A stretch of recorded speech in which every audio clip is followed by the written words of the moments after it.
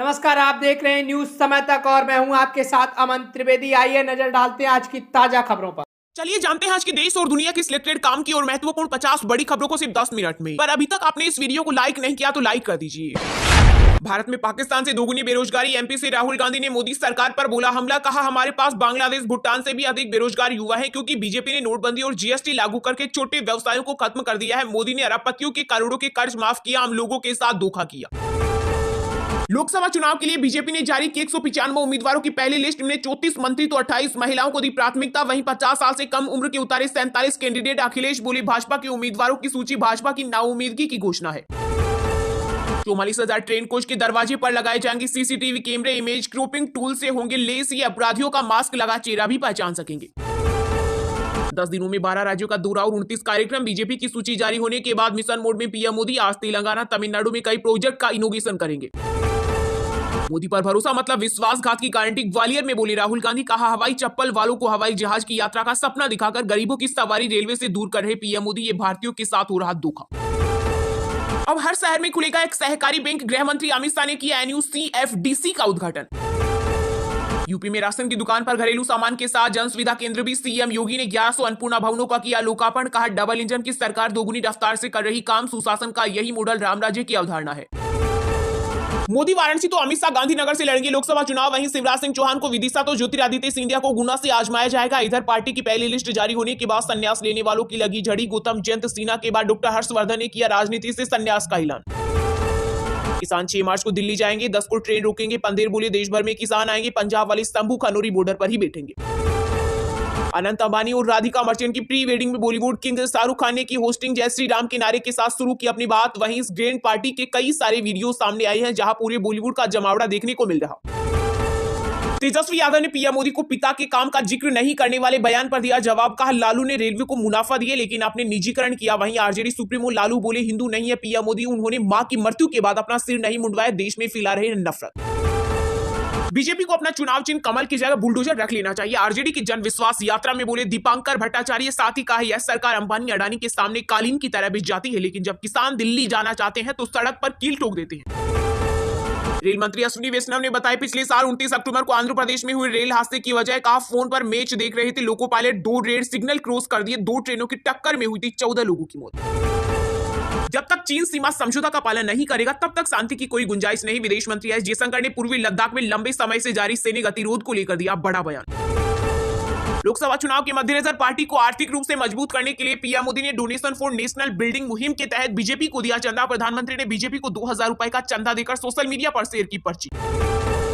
देश को बर्बाद करने में लगे हुए नरेंद्र मोदी झूठों की सरदार की फेल हुई सभी गारंटी। पटना में जन विश्वास रैली में कांग्रेस अध्यक्ष मल्लिकार्जुन खड़गे ने बीजेपी पर जमकर साधा निशाना। इस दौरान लालू प्रसाद तेजस्वी यादव समेत कई विपक्षी नेता रहे मौजूद। शहबाज शरीफ बने पाकिस्तान के 24वें प्रधानमंत्री। 336 सदस्य सदन में 201 मतों का मिला बहुमत। कहा नवाज ने ही देश का निर्माण किया। अब हम पाकिस्तान की नया पार लगाएंगे। भारतीय नौसेना के जहाज से जम्मू का नौसैनिक लापता। पिछले 6 दिन से कोई सुराग नहीं। कोच्चि से 25 फरवरी को रवाना हुई थी शिप। जम्मू में लैंडस्लाइड्स, महिला और 3 बच्चों की मौत। हरियाणा, पंजाब और एमपी में बारिश के साथ ओले गिरे। आज से कई राज्यों में बदल सकता है मौसम।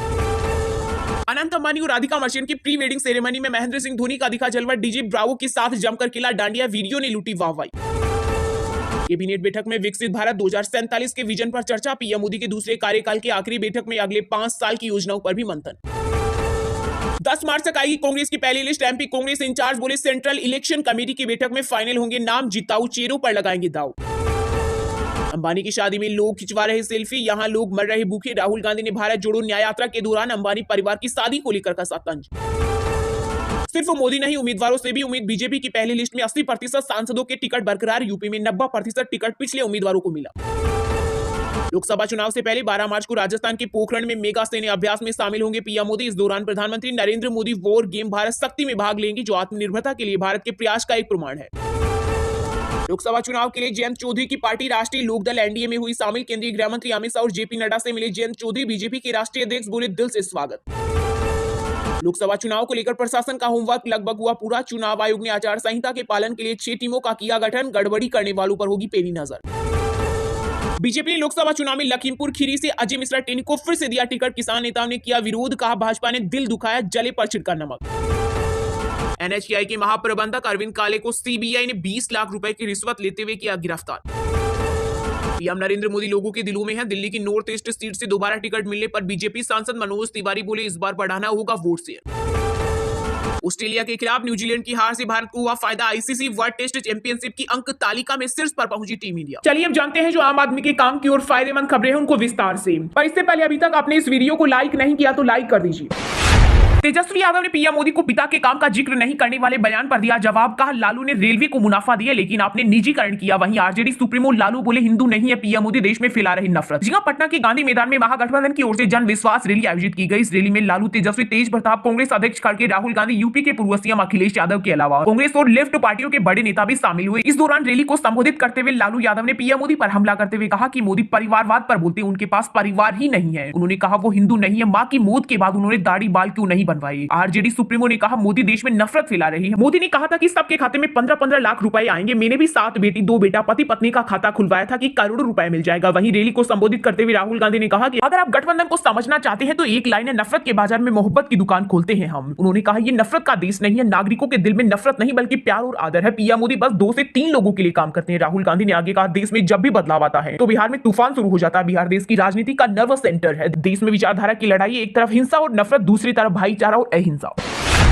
भारत में पाक से दोगुनी बेरोजगारी। एमपी में भारत जोड़ो न्याय यात्रा के दौरान राहुल गांधी ने मोदी सरकार पर बोला हमला। कहा, हमारे पास बांग्लादेश भूटान से भी अधिक बेरोजगार युवा है क्योंकि बीजेपी ने नोटबंदी और जीएसटी लागू करके छोटे व्यवसायों को खत्म कर दिया है। लोकसभा चुनाव के लिए बीजेपी की पहली लिस्ट जारी होने के एक दिन बाद राहुल गांधी ने केंद्र की मोदी सरकार पर जोरदार हमला बोला। ग्वालियर में भारत जोड़ो न्याय यात्रा के दौरान उन्होंने पीएम मोदी पर हमला करते हुए कहा कि देश में बीते 40 साल में सबसे ज्यादा बेरोजगारी है। कांग्रेस नेता ने कहा कि पाकिस्तान के मुकाबले भारत में दोगुनी बेरोजगारी है। बांग्लादेश और भूटान की तुलना में हमारे यहाँ युवा बेरोजगार ज्यादा है। राहुल ने कहा क्योंकि पीएम मोदी ने नोटबंदी और जीएसटी लागू करके छोटे व्यवसायों को खत्म कर दिया है। राहुल ने किसानों को संबोधित करते हुए कहा, अंबानी के यहाँ बेटे की शादी हो रही है, वहां दुनिया भर के लोग आ रहे हैं लेकिन यहाँ आप लोग भूखे मर रहे हैं। उन्होंने कहा, बीजेपी सरकार ने बड़े बड़े अरबपतियों का लाखों करोड़ों का कर्जा माफ कर दिया। अगर मोदी सरकार अरबपतियों के लाखों करोड़ों का कर्ज माफ कर सकती है तो किसानों का कर्ज माफ क्यों नहीं कर सकती। वहीं से पहले राहुल ने ग्वालियर के देवास गार्डन में अग्निवीर और पूर्व सैनिकों से संवाद किया। इस दौरान उन्होंने कहा, देश के युवा पहले मेहनत कर सेना में जाते थे तो उन्हें आदर सम्मान मिलता था। कोई शहीद होता था तो उसे शहीद का दर्जा मिलता था, लेकिन अब अग्निवीर योजना आने के बाद सैनिकों के साथ भेदभाव हो रहा है। ये अन्याय है। राहुल ने आगे कहा, देश में करीब 50% ओबीसी, 15% दलित और 8% आदिवासी वर्ग के लोग हैं, यानी कुल 73%। लेकिन आपको इन 73% लोगों में से देश की बड़ी बड़ी कंपनियों के मैनेजमेंट में एक भी ओबीसी, दलित और आदिवासी वर्ग का व्यक्ति नहीं मिलेगा, बल्कि मनरेगा ठेका मजदूरों की लिस्ट में ये लोग दिख जाएंगे। उन्होंने कहा, इसलिए हमने जातिगत जनगणना की बात की ताकि देश की सच्चाई 73% लोगों को पता चल जाए कि किसकी कितनी भागीदारी है। पहले सरकारी नौकरियां थी तो इन 73% लोगों को भागीदारी मिलती थी, लेकिन अब सब कुछ प्राइवेट कर रही है।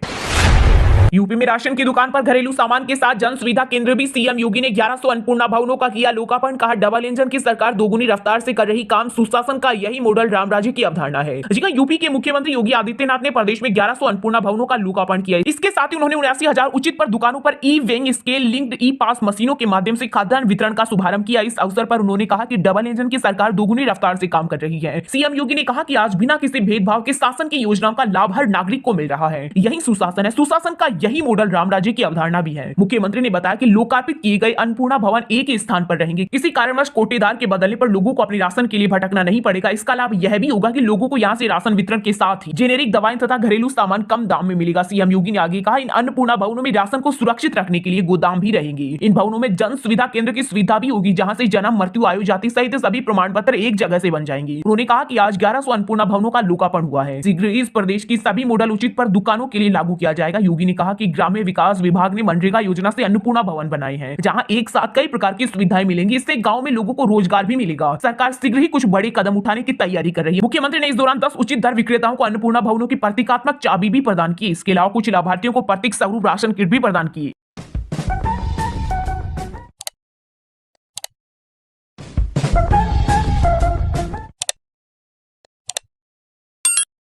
फिलहाल खबर में इतना ही। तब तक के लिए देखते रहिएगा न्यूज समय तक और दीजिए यानी हमें यानी कि अमन त्रिवेदी को इजाजत। नमस्कार।